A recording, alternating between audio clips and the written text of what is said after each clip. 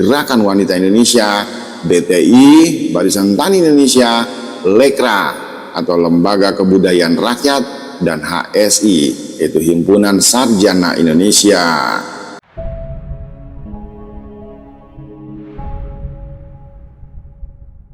Assalamualaikum warahmatullahi wabarakatuh. Berbicara dan mengulik sejarah seolah tak pernah ada habisnya, termasuk dalam sejarah yang tak boleh dilupakan oleh banyak orang. Tentunya kita semua saat ini, khususnya yang ada sebagai warga negara Indonesia. Tanggal 31 Oktober tahun 1948 silam, Muso, seorang tokoh PKI, dieksekusi di desa Niten, Kecamatan Sumorejo, Kabupaten Ponorogo. Sedangkan M. Lukman dan juga Njoto pergi ke pengasingan di Republik Rakyat Cina atau RRC. Tepat di akhir November tahun 1948 silam, seluruh pimpinan PKI Muso saat itu berhasil dibunuh atau ditangkap, dan seluruh daerah yang semula dikuasai oleh PKI berhasil direbut. Antara lain adalah wilayah Ponorogo, Magetan, Pacitan, Purwodadi, Cepu, Blora, Pati, Kudus, dan yang lainnya. Tepat di tanggal 19 Desember tahun 1948 silam, terjadi agresi militer Belanda kedua ke Yogyakarta. Dan pada tahun 1949, PKI tetap tidak dilarang, sehingga tahun 1949 silam telah dilakukan rekonstruksi PKI dan tetap tumbuh berkembang hingga tahun 1965. Beranjak mundur ke belakang, awal Januari tahun 1950, pemerintahan Republik Indonesia dengan disaksikan puluhan ribu masyarakat saat itu yang datang dari berbagai daerah seperti di Magetan, dari Madiun, Ngawi, Ponorogo, dan juga Trenggalek, melakukan pembongkaran 7 sumur neraka PKI dan mengidentifikasi para korban. Di sumur neraka yang dinamakan Soco 1 tersebut ditemukan 108 kerangka mayat yang 68 dikenali dan 40 lainnya tidak dikenali sama sekali karena telah rusak. Sedangkan di sumur neraka Soco 2 telah ditemukan 21 kerangka mayat yang semuanya berhasil diidentifikasi. Para korban berasal dari berbagai kalangan, terutama ulama dan umaro serta tokoh-tokoh masyarakat saat itu. Tepat di tahun 1950, PKI pun memulai kembali kegiatan penerbitan Harian Rakyat dan Bintang Merah. Dan persis di tanggal 6 Agustus tahun 1951 silam, gerombolan eteh dari PKI pun menyerbu asrama Brimob di Tanjung Priok dan merampas semua senjata api yang ada di sana. Persis di tahun 1951 silam juga terjadi seorang bernama Dipa Nusantara atau DNID yang kembali memimpin PKI sebagai partai nasionalis yang sepenuhnya mendukung Presiden Soekarno saat itu, sehingga akhirnya Bung Karno pun menyukainya. Lalu Lukman dan Njoto pun pulang kembali ke Republik Indonesia dari pengasingannya untuk membantu DNID membangun kembali PKI. Tepat di tahun 1955 silam, PKI pun ikut pemilu pertama di Indonesia dan berhasil masuk sebagai 4 besar setelah Partai Masyumi, PNI, dan juga Nahdlatul Ulama.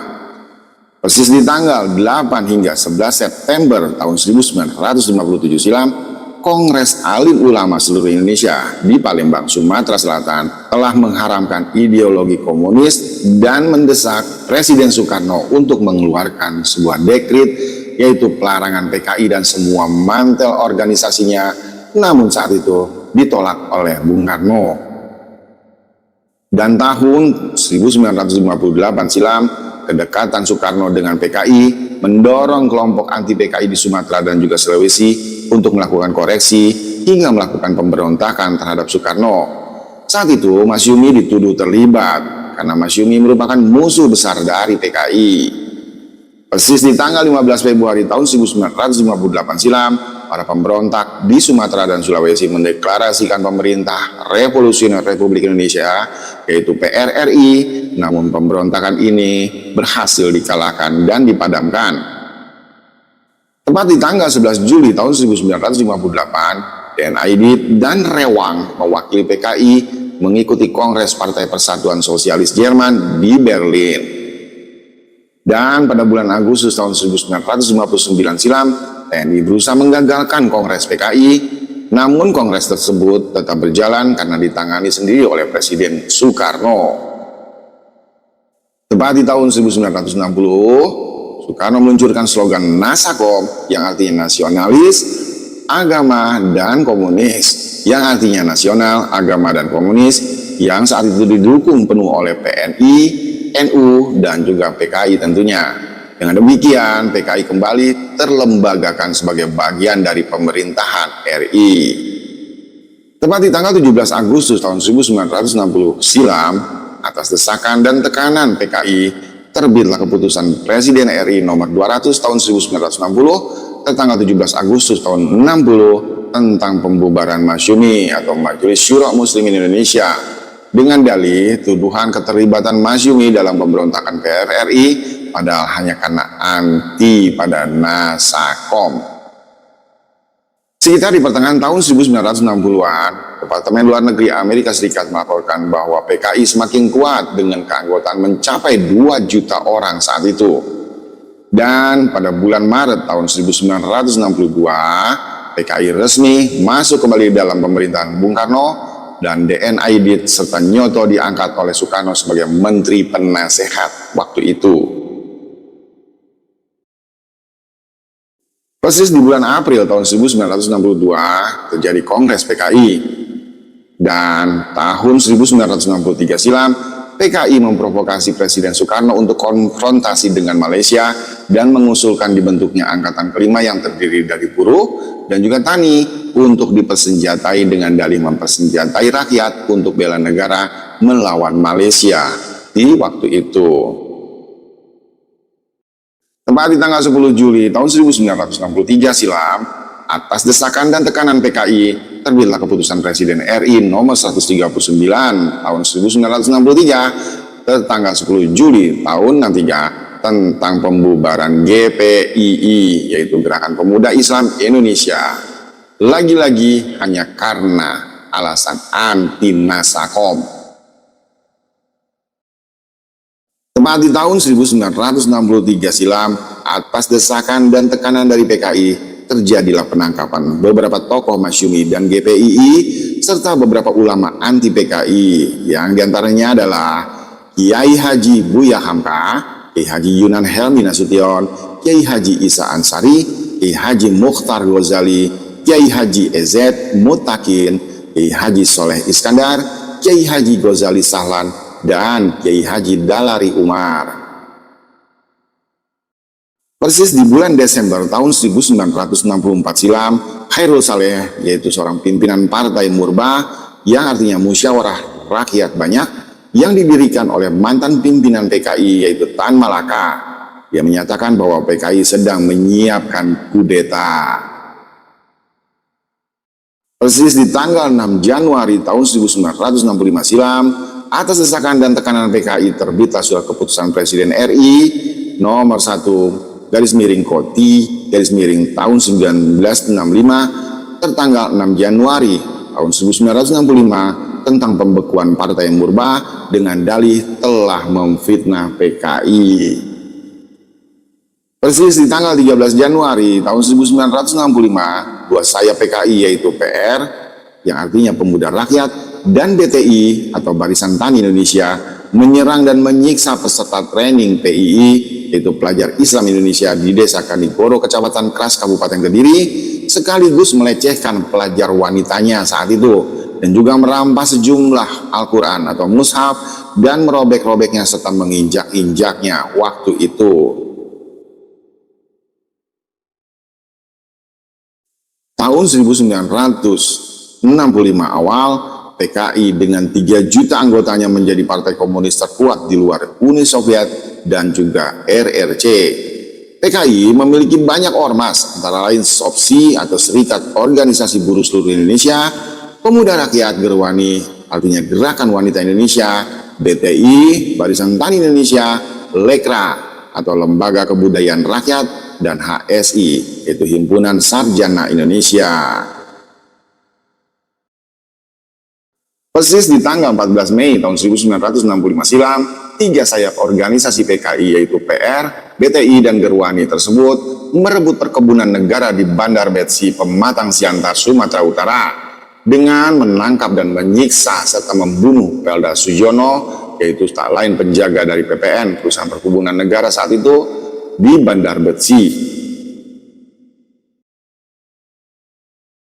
Pada bulan Juli tahun 1965 silam, PKI menggelar pelatihan militer untuk 2.000 anggotanya di Pangkalan Udara Halim Perdana Kusuma dengan dalih mempersenjatai rakyat untuk bela negara. Dan persis di tanggal 21 September tahun 65, atas desakan dan tekanan PKI, terbitlah keputusan Presiden RI nomor 291 tahun 65 tertanggal 21 September tahun 65 tentang pembubaran Partai Murbah karena sangat-sangat memusuhi PKI. Persis di tanggal 30 September tahun 65, pagi-pagi saat itu Ormas PKI Pemuda Rakyat dan Gerwani menggelar demo besar-besaran di Jakarta. Dan tanggal 30 September tahun 65, waktu di malam hari terjadilah gerakan G30S PKI atau disebut Gestapo, Gerakan September 30. PKI saat itu menculik dan membunuh 6 orang jenderal senior TNI Angkatan Darat di Jakarta dan membuang mayatnya ke dalam sumur di Lubang Buaya Halim.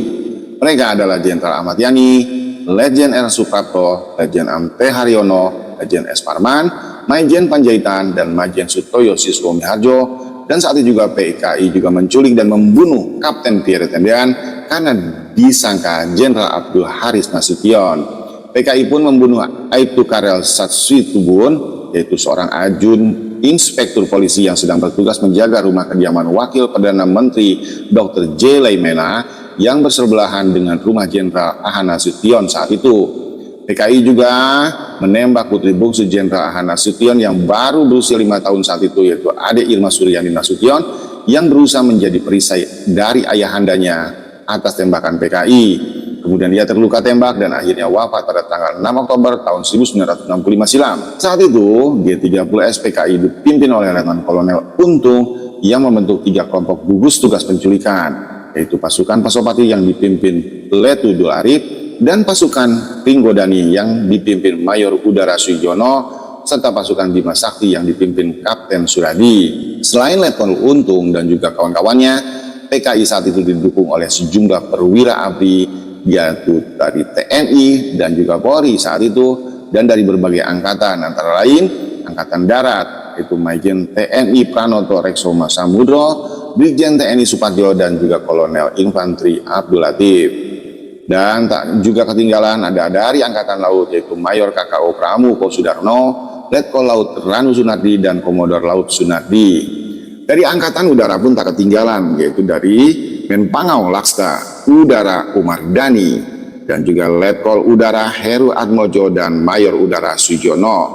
Dari kepolisian saat itu tercatat Brigjen Pol Sutarto, Kombes Pol Imam Supoyo, dan AKBP Anwas Tanu Mijaya. Persis di tanggal 1 Oktober tahun 1965, PKI di Yogyakarta juga membantai diantaranya para perwira seperti Brigjen Katamso Darmo Kusumo dan Kolonel Sugiono. Lalu di Jakarta, PKI mengumumkan terbentuknya Dewan Revolusi Baru yang telah mengambil alih kekuasaan saat itu. Pada tanggal 2 Oktober tahun 1965, Letjen TNI Soeharto mengambil alih kepemimpinan TNI dan menyatakan kudeta PKI gagal serta mengirimkan TNI Angkatan Darat menyerbu dan merebut Pangkalan Udara Halim Perdana Kusuma dari PKI. Persis di tanggal 6 Oktober tahun 1965 silam, Soekarno pun menggelar pertemuan kabinet dan Menteri PKI pun ikut hadir di sana serta berusaha melegalkan G30S. Namun ditolaknya, bahkan terbit resolusi kecaman terhadap G30S, lalu usai rapat, Joto pun langsung ditangkap saat itu juga. Persis di tanggal 13 Oktober tahun 1965, Ormas Ansor dari Nahdlatul Ulama gelar aksi unjuk rasa anti PKI di seluruh Pulau Jawa. Tepat persis pada tanggal 18 Oktober tahun 65, PKI menyamar sebagai Ansor di Desa Karangasem, yaitu kini Desa Yusomulyo, Kecamatan Gabiran, lalu mengundang Ansor Kecamatan Muncar untuk pengajian. Saat pemuda Ansor Muncar datang, mereka disambut oleh Gerwani dan pasukannya yang menyamar sebagai Fatayat NU. Lalu mereka diracuni dengan kejinya. Setelah keracunan pun mereka dibantai oleh PKI dan jenazahnya dibuang ke lubang buaya di dusun Cemetuk, Desa Kecamatan Kuring, Kabupaten Banyuwangi. Tercatat sebanyak 62 orang pemuda Ansor yang dibantai saat itu dan ada beberapa pemuda yang selamat dan melarikan diri, sehingga menjadi saksi mata peristiwa tersebut.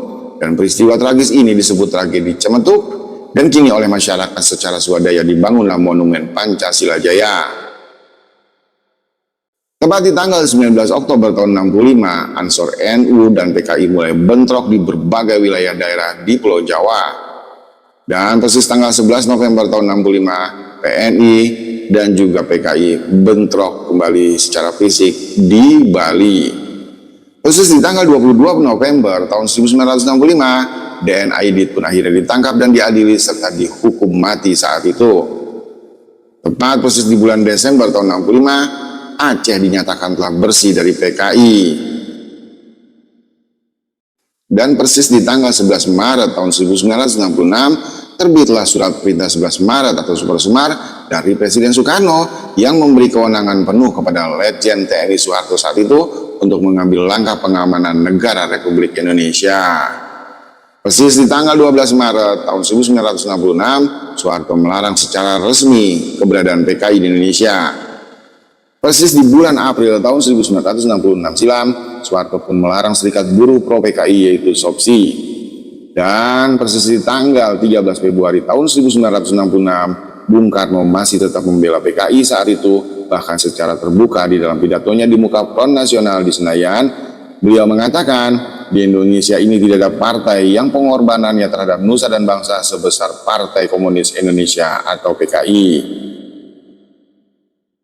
Tepat di tanggal 5 Juli tahun 1966, terbitlah juga TAP MPRS nomor 25 tahun 66 yang ditandatangani Ketua MPRS RI Jenderal TNI Ahana Sution tentang pembubaran PKI dan pelarangan penyebaran paham komunisme, Marxisme, dan Leninisme.